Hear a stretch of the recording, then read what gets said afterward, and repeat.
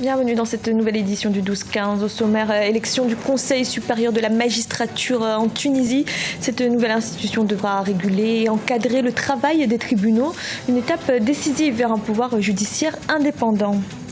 Ouverture du salon avicole au Cameroun, une deuxième édition placée sous le thème des enjeux et défis de la filière. Cette manifestation de promotion se tient dans un contexte difficile pour le secteur après l'épisodie de grippe aviaire. Et la saison 2016-2017 de football s'est ouverte ce mardi en Guinée équatoriale, une saison marquée par des réajustements en vue de la professionnalisation de ce sport. Mais tout d'abord, le président rwandais Paul Kagame est arrivé ce jeudi au Congo pour une visite de travail de 48 heures. Il a été accueilli à l'aéroport de Maya-Maya par son homologue, le président congolais Denis Sassou Nguesso. Les discussions entre les deux chefs d'État devraient porter sur le récent sommet de la région des Grands Lacs, mais aussi sur leur coopération bilatérale dynamisée depuis l'ouverture d'ambassades à Kigali et Brazzaville. C'est une étape décisive qui a été franchie pour l'indépendance de la justice en Tunisie. Ce 23 octobre a eu lieu la première élection des membres du Conseil supérieur de la magistrature. Prévue par la nouvelle constitution, l'instance est chargée de garantir le bon fonctionnement de la justice et le respect de son indépendance. Diane Ndiaye. Première élection des membres du Conseil supérieur de la magistrature en Tunisie. Le vote a eu lieu ce 23 octobre 2016. Cette nouvelle étape dans le processus de l'instauration des institutions constitutionnelles ambitionne de renforcer la démocratie dans le pays. Elle jette également les bases de l'édification des institutions de la Deuxième République prévue par la Constitution. Il s'agit d'une avancée démocratique considérable. En se dotant d'un Conseil supérieur de la magistrature, la Tunisie entre parmi les grandes démocraties qui se dotent d'une justice réellement indépendante. Ça n'est pas que formel, c'est réel. Et puis maintenant, on voit qu'il y a eu quand même plusieurs milliers de candidats. On voit que c'est une institution qui va incarner, qui va renforcer la culture démocratique en Tunisie. Et dorénavant, les Tunisiens vont pouvoir se tourner vers leur justice plus sereinement que ça n'était le cas pendant la période qui a succédé à l'indépendance, que ce soit sous Bourguiba ou avec Ben Ali. Inscrit dans la constitution tunisienne de 2014, le Conseil supérieur de la magistrature doit réguler et encadrer le travail des tribunaux. En Tunisie, cette élection est saluée comme une étape décisive pour l'indépendance de la justice. Il y a eu un long débat, à la fois sur la nature de l'institution qu'on veut mettre en place, sur les hommes et les femmes qui vont incarner cette institution. Il y a eu beaucoup de débats, beaucoup de tensions. Globalement, oui, les critiques, il y en aura toujours et c'est tout à fait légitime, mais elles vont être marginales.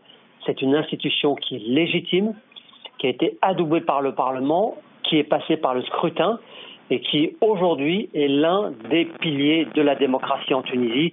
Donc il serait malvenu de l'attaquer alors que le pays vient de se doter pour la première fois de ce que l'on appelle en Europe depuis maintenant 2 siècles et demi, la séparation des pouvoirs. Quelques 13 376 électeurs ont choisi leurs représentants parmi les 179 candidats qui se sont présentés. À l'issue des élections, 45 membres ont été plébiscités, dont 30 magistrats et 15 personnalités indépendantes, 8 avocats, 4 enseignants-chercheurs du droit, 2 experts comptables et un huissier notaire. Le Conseil regroupe 3 organes, le Conseil de l'ordre judiciaire, le Conseil de l'ordre administratif et enfin le Conseil de l'ordre financier. Au Tchad, le projet de fédération est relancé. Un décret rendu public mardi précise les fonctions du Haut Comité chargé des réformes institutionnelles. Cette annonce est la concrétisation des promesses du président Idriss Déby Itno, notamment sur le changement de forme de l'État en optant pour la fédération. Le Haut Comité doit également superviser l'organisation du Forum national de validation de ces réformes. Au Cameroun, la 2e édition du Salon avicole a ouvert ses portes ce 26 octobre au Palais des Congrès de Yaoundé. L'événement est organisé par le gouvernement en partenariat avec l'interprofession avicole. Une manifestation de promotion qui se tient dans un contexte de perte importante due à l'épisodie de grippe aviaire de mai 2016. Reportage de notre correspondante Viviane Baoken. Enjeux et défis de l'aviculture camerounaise, tel est le thème général de la deuxième édition du Salon avicole international de Yaoundé qui s'est ouvert ce 26 octobre 2016 dans la capitale camerounaise. L'objectif étant de promouvoir et mettre à niveau le secteur avicole, faciliter le transfert des nouvelles technologies afin de drainer des investissements pour la relance de la filière. L'interprofession et le gouvernement se sont mis ensemble pour que nous créions cette place de Yaoundé pour donner l'occasion aux aviculteurs nationaux de savoir ce qui se fait ailleurs, d'échanger les expériences avec les autres partenaires et d'avoir accès à l'information de la technologie qui existe dans le secteur avicole. Selon les experts, le salon avicole devrait être l'occasion pour les acteurs de la filière de tirer des leçons des précédentes épisodies afin de repartir sur de nouvelles bases. Ici, la santé de la volaille, notamment celle des poussins, doit être prise en compte en amont durant l'importation. Pour prévenir ce genre de risque, nous proposons à l'import des poussins d'un jour de pouvoir d'abord faire des analyses sur les poussins d'un jour pour voir s'il y a d'abord le virus de la pandémie actuelle qui est l'influenza.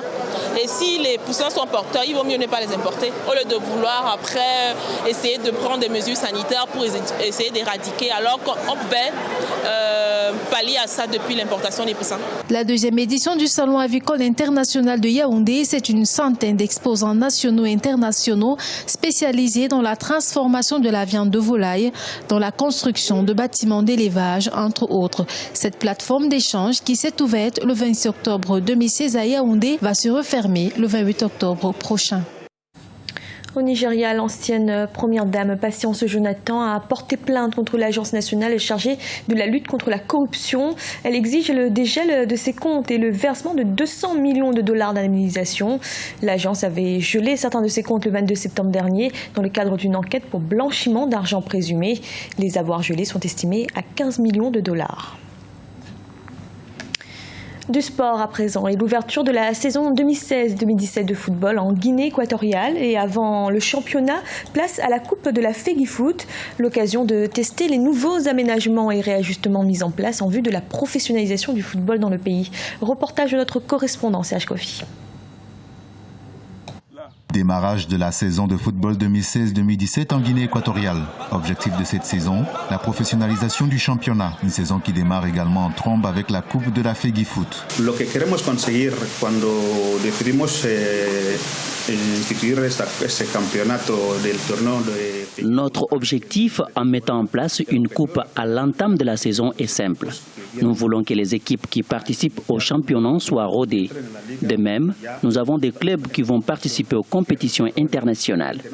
Au cas où les championnats commencent en retard, ce tournant pourra permettre à ce que le joueur soit prêt conformément aux engagements internationaux que nous avons. Pour ce début, il a fallu procéder à des réajustements des instances et des clubs. Par exemple, les clubs doivent se mettre à jour vis-à-vis du ministère des Sports et vis-à-vis des ligues auxquelles ils sont affiliés. Chaque joueur doit désormais avoir un contrat en bonne et due forme. Autre nouveauté cette saison, le sponsoring des tournois de la FEGIFOOT par des entreprises locales dont l'accord a été signé ce mardi à Malabo. Notre priorité est de travailler avec la FEGIFOOT parce qu'elle a un fort impact.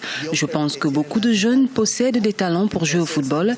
Nous commençons avec la FEGIFOOT et pourquoi pas avec d'autres fédérations plus tard. Ces efforts de professionnalisation du football sont salués par des observateurs qui notent une volonté d'offrir au football équato-guinéen un avenir radieux.